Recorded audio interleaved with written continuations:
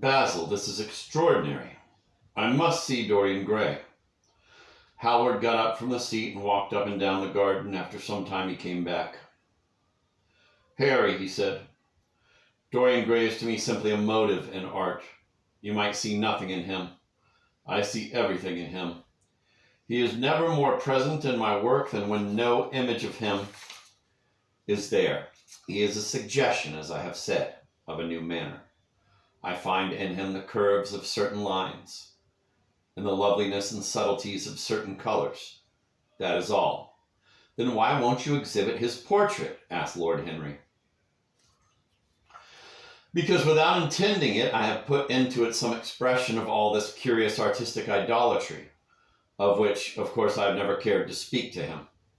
He knows nothing about it. He shall never know anything about it. But the world might guess it, and I will not bare my soul to their shallow prying eyes.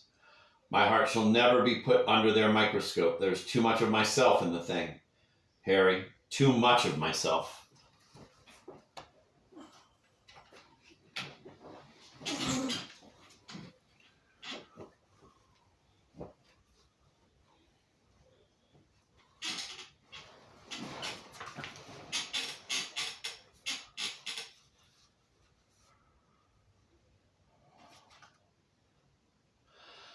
Poets are not so scrupulous as you are. They know how useful passion is for publication. Nowadays a broken heart will run to many editions. I hate them for it, cried Howard. An artist should create beautiful things, but should put nothing of his own life into them. We live in an age when men treat art as if it were meant to be a form of autobiography. We have lost the abstract sense of beauty. Someday I will show the world what it is, and for that reason the world shall never see my portrait of Dorian Gray. I think you are wrong, Basil, but I won't argue with you. It is only the intellectually lost who ever argue. Tell me, is Dorian Gray very fond of you? The painter considered for a few moments. He likes me, he answered. After a pause, I know he likes me. Of course, I flatter him dreadfully. I find a strange pleasure in saying things to him that I know I shall be sorry for having said. As a rule, he is charming to me, and we sit in the studio and talk of 1,000 things. Now and then, however, he is horribly thoughtless and seems to take a real delight in giving me pain. Then I feel, Harry, that I have given away my whole soul to someone who treats it as if it were a flower to put in his coat, a bit of decoration to charm his vanity, an ornament for a summer's day. Days in summer, Basil, are apt to linger, murmured Lord Henry. Perhaps you will tire sooner than he will. It is a sad thing to think of, but there is no doubt that genius lasts longer than beauty. That accounts for the fact that we all take such pains to overeducate ourselves. In the wild struggle for existence, we want to have something that endures, and so we fill our minds with rubbish and facts in the silly hope of keeping our place. The thoroughly well-informed man, that is the modern ideal. And the mind of the thoroughly well-informed man is a dreadful thing. It is like a bric-a-brac shop, all monsters and dust with everything priced above its proper value. I think you will tire first all the same. Someday you will look at your friend and he will seem to you to be a little out of drawing, or you won't like his tone of color, or something. You will bitterly reproach him in your own heart and seriously think that he has behaved very badly to you. The next time he calls, you will be perfectly cold and indifferent. It will be a great pity, for it will alter you. What you have told me is quite a romance of art, one might call it. And the worst of having a romance of any kind is that it leaves one so unromantic. Harry, don't talk like that. As long as I live, the personality of Dorian Gray will dominate me. You can't feel what I feel. You change too often. Ah, my dear Basil, that is exactly why I can feel it. Those who are faithful know only the trivial side of love. It is the faithless who know love's tragedies.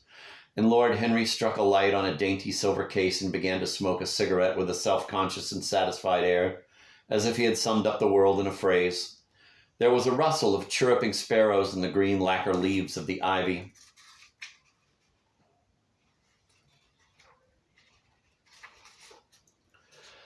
And the blue cloud shadows chased themselves across the grass like swallows. How pleasant it was in the garden, and how delightful other people's emotions were. Much more delightful than their ideas, it seemed to him. one's own soul and the passions of one's friends. Those were the fascinating things in life. He pictured to himself with silent amusement the tedious luncheon that he had missed by staying so long with Basil Hallward. Had he gone to his aunt's, he would have been sure to have met Lord Goodbody there, and the whole conversation would have been about the feeding of the poor and the necessity for model lodging houses. Each class would have preached the importance of those virtues for whose exercise there was no necessity in their own lives. The rich would have spoken on the value of thrift, and the idle grown eloquent over the dignity of labor. It was charming to have escaped all that. As he thought of his aunt, an idea seemed to strike him. He turned to Hallward and said, "My dear fellow, I have just remembered." "Remembered what, Harry?" "Where I heard the name of Dorian Gray." "Where was it?" asked Hallward, with a slight frown. "Don't look so angry, Basil. It was at my aunt, Lady Agatha's. She told me she had discovered a wonderful young man who was going to help her in the East End, and that his name was Dorian Gray. I am bound to state that she never told me he was good-looking. Women have no appreciation of good looks, at least good women have not. She said that he was very earnest and had a beautiful nature. I at once pictured to myself a creature with spectacles and lank hair, horribly freckled and tramping about on huge feet. I wish I had known it was your friend." "I am very glad you didn't, Harry." "Why?" "I don't want you to meet him." "You don't want me to meet him?" "No." "Mr. Dorian Gray is in the studio, sir," said the butler, coming into the garden. "You must introduce me now," cried Lord Henry, laughing. The painter turned to his servant, who stood blinking in the sunlight. "Ask Mr. Gray to wait, Parker. I shall be in a few moments." The man bowed and went up the walk. Then he looked at Lord Henry. "Dorian Gray is my dearest friend," he said. "He has a simple and beautiful nature. Your aunt was right in what she said of him. Don't spoil him. Don't try to influence him. Your influence would be bad. The world is wide and has many marvelous people in it. Don't take away from me the one person who gives to my art whatever charm it possesses. My life as an artist depends on him. Mind, Harry, I trust you." He spoke very slowly, and the words seemed wrung out of him almost against his will. "What nonsense you talk," said Lord Henry, smiling, and taking Hallward by the arm, he almost led him into the house.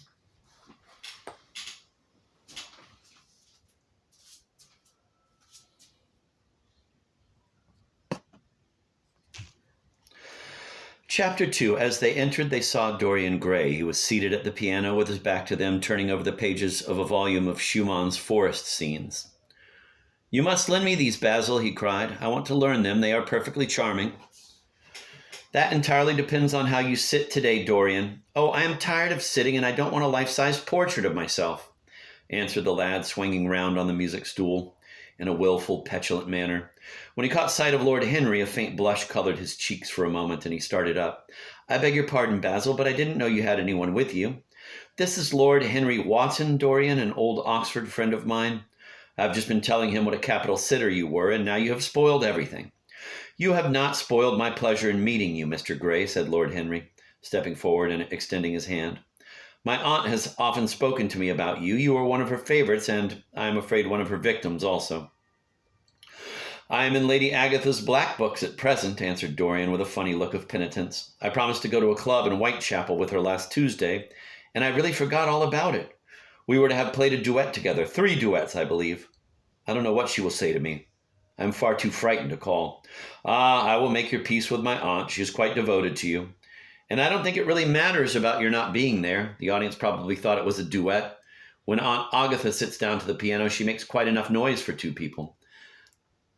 "That is very horrid to her and not very nice to me," answered Dorian, laughing.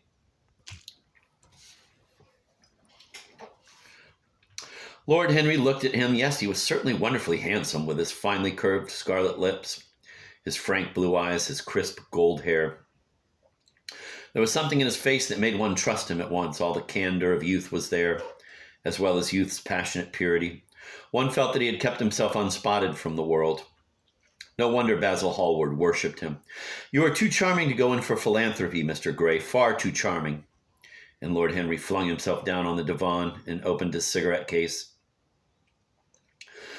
The painter had been busy mixing his colors and getting his brushes ready. He was looking worried, and when he heard Lord Henry's last remark, he glanced at him, hesitated for a moment, and then said, "Harry, I want to finish this picture today. Would you think it awfully rude of me if I asked you to go away?" Lord Henry smiled and looked at Dorian Gray. "Am I to go, Mr. Gray?" he asked. "Oh, please don't, Lord Henry. I see that Basil is in one of his sulky moods, and I can't bear him when he sulks. Besides, I want you to tell me why I should not go in for philanthropy." "I don't know that I shall tell you that, Mr. Gray. It is so tedious a subject that one would have to talk seriously about it. But I certainly shall not run away now that you have asked me to stop. You don't really mind, Basil, do you? You have often told me that you liked your sitters to have someone to chat to." Hallward bit his lip. "If Dorian wishes it, of course you must stay. Dorian's whims are laws to everybody except himself." Lord Henry took up his hat and gloves. "You are very pressing, Basil, but I am afraid I must go. I have promised to meet a man at the Orleans. Goodbye, Mr. Gray. Come and see me some afternoon in Curzon Street. I am nearly always at home at 5 o'clock. Write to me when you are coming. I should be sorry to miss you." "Basil," cried Dorian Gray, "if Lord Henry Wotton goes, I shall go too. You never open your lips while you are painting, and it is horribly dull standing on a platform and trying to look pleasant. Ask him to stay. I insist upon it." "Stay, Harry, to oblige Dorian and to oblige me," said Hallward, gazing intently at his picture. "It is quite true I never talk when I am working, and never listen either, and it must be dreadfully tedious for my unfortunate sitters. I beg you to stay." "But what about my man at the Orleans?" The painter laughed. "I don't think there will be any difficulty about that. Sit down again, Harry. And now, Dorian, get up on the platform and don't move about too much, or pay any attention to what Lord Henry says. He has a very bad influence over all his friends, with the single exception of myself." Dorian Gray stepped up on the dais with the air of a young Greek martyr and made a little moo of discontent to Lord Henry, to whom he had rather taken a fancy. He was so unlike Basil. They made a delightful contrast. He had such a beautiful voice. After a few moments he said to him, "Have you really a very bad influence, Lord Henry, as bad as Basil says?" "There is no such thing as a good influence, Mr. Gray. All influence is immoral from the scientific point of view." "Why?" "Because to influence a person is to give him one's own soul. He does not think his natural thoughts or burn with his natural passions. His virtues are not real to him. His sins, if there are such things as sins, are borrowed. He becomes an echo of someone else's music, an actor of a part that has not been written for him. The aim of life is self-development. To realize one's nature perfectly. That is what each of us is here for. People are afraid of themselves nowadays. They have forgotten the highest of all duties, the duty that one owes to oneself. Of course they are charitable. They feed the hungry and clothe the beggar. But their own souls starve and are naked. Courage has gone out of our race. Perhaps we never really had it. The terror of society, which is the basis of morals. The terror of God, which is the secret of religion. These are the two things that govern us, and yet, just turn your head a little more to the right, Dorian, like a good boy, said the painter, deep in his work and conscious only that a look had come into the lad's face that he had never seen there before.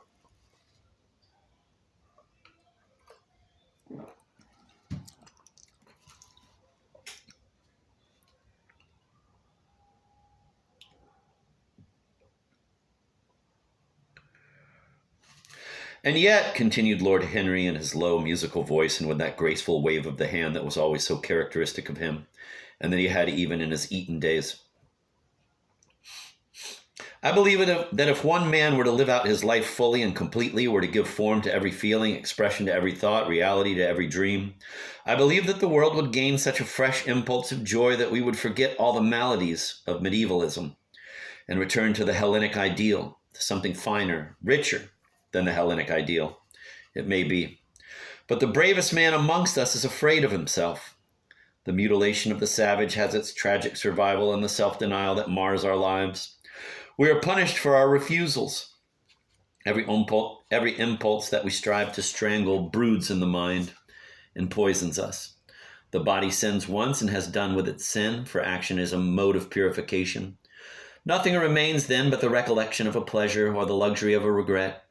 The only way to get rid of a temptation is to yield to it. Resist it, and your soul grows sick with longing for the things that it has forbidden itself, with desire for what its monstrous laws have made monstrous and unlawful. It has been said that the great events of the world take place in the brain. It is in the brain and the brain only that the great sins of the world take place also. You, Mr. Gray, you yourself with your rose-red youth and your rose-white boyhood, You have had passions that have made you afraid, thoughts that have filled you with terror, daydreams and sleeping dreams, whose mere memory might stain your cheek with shame. Stop, faltered Dorian Gray. Stop, you bewilder me.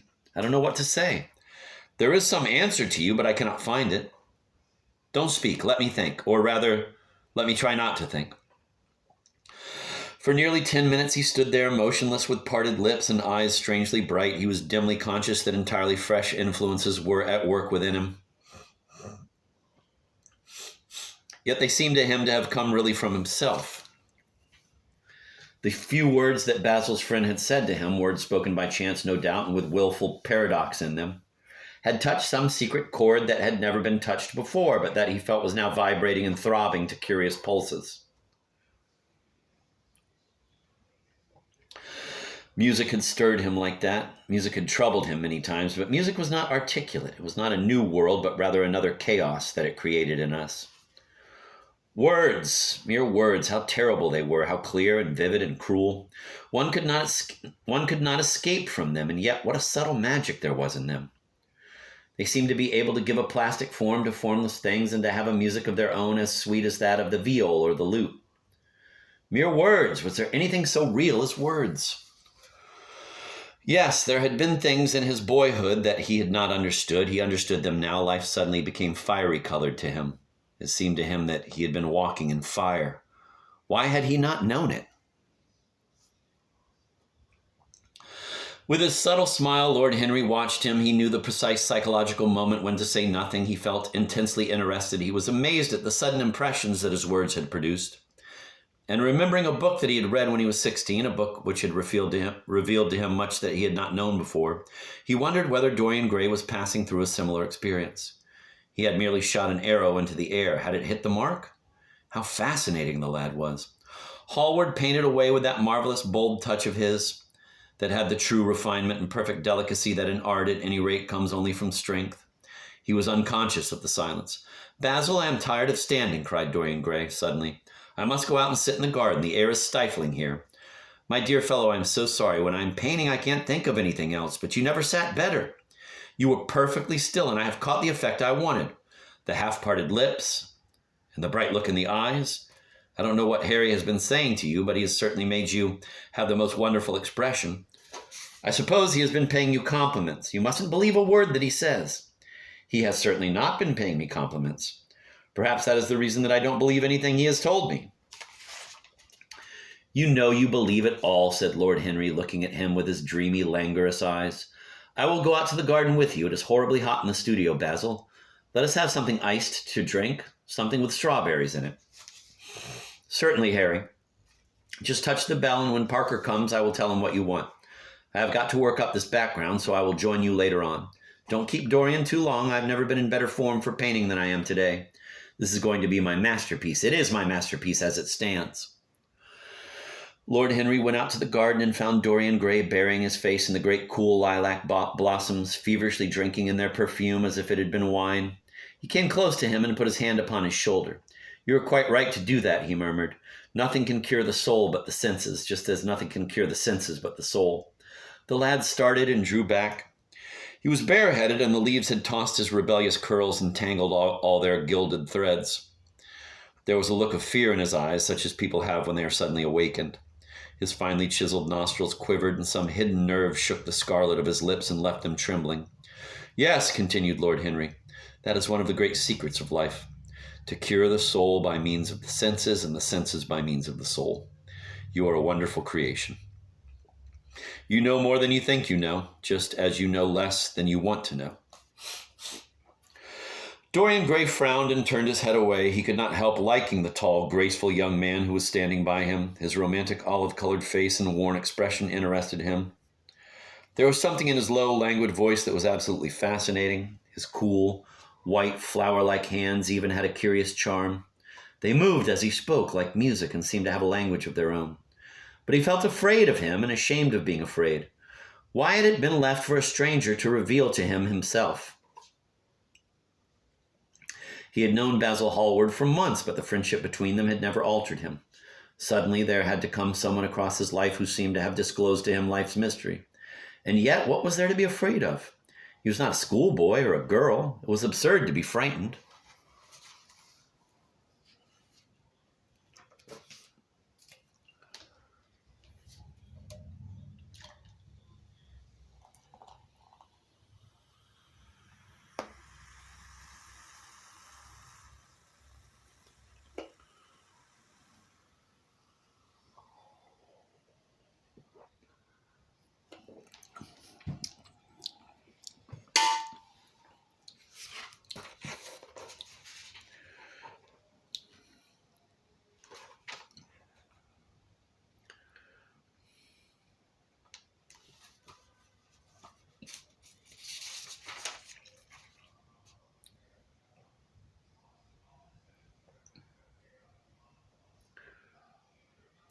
"Let us go and sit in the shade," said Lord Henry. "Parker has brought out the drinks, and if you stay any longer in this glare, you will be quite spoiled, and Basil will never paint you again.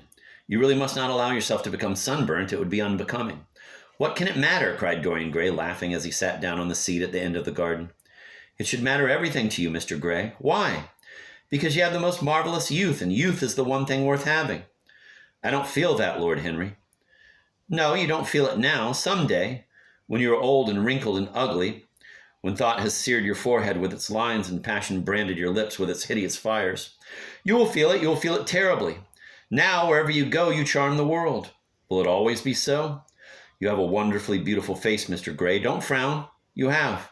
And beauty is a form of genius, is higher, indeed, than genius, as it needs no explanation. It is of the great facts of the world, like sunlight or springtime, or the reflection in dark waters of that silver shell we call the moon. It cannot be questioned. It has its divine right of sovereignty. It makes princes of those who have it. You smile? Ah, when you have lost it, you won't smile. People say sometimes that beauty is only superficial. That may be so, but at least it is not superficial as thought is. To me, beauty is the wonder of wonders.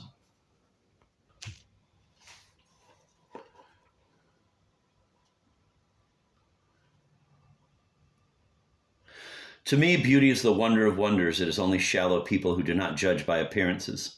The true mystery of the world is the visible, not the invisible. Yes, Mr. Gray, the gods have been good to you, but what the gods give, they quickly take away.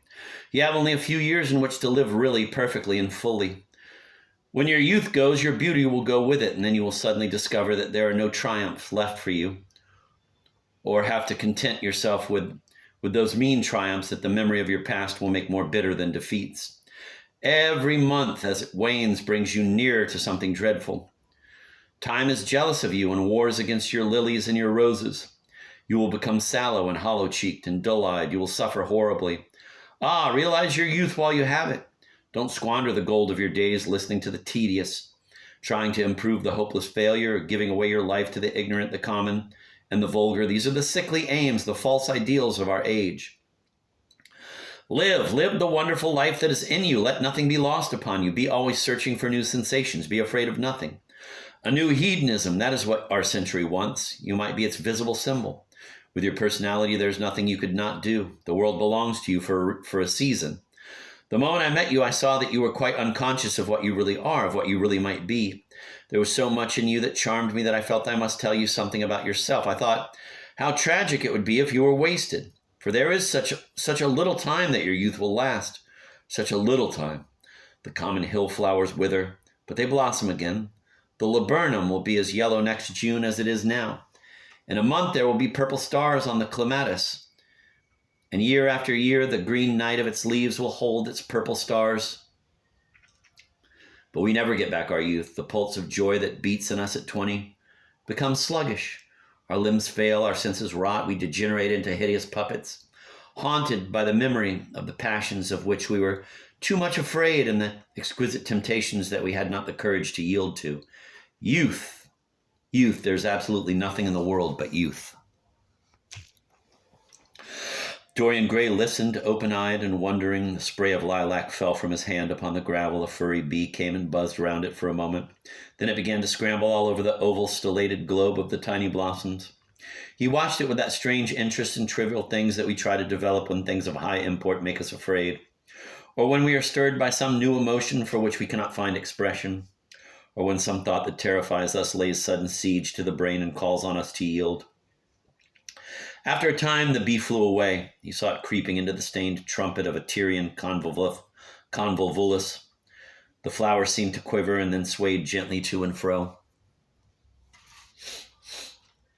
Suddenly, the painter appeared at the door of the studio and made staccato signs for them to come in.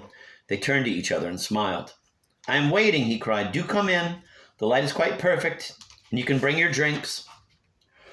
They rose up and sauntered down the walk together. Two green and white butterflies fluttered past them, and in the pear tree at the corner of the garden a thrush began to sing. "You are glad to have met me, Mr. Gray," said Lord Henry, looking at him. "Yes, I'm glad now. I wonder, shall I always be glad?" "Always! That is a dreadful word. Makes me shudder when I hear it. Women are so fond of using it. They spoil every romance by trying to make it last forever. It is a meaningless word, too. The only difference between a caprice and a lifelong passion is that the caprice lasts a little longer." As they entered the studio, Dorian Gray put his hand upon Lord Henry's arm. "In that case, let our friendship be a caprice," he murmured, flushing at his own boldness, then stepped up on the platform and resumed his pose.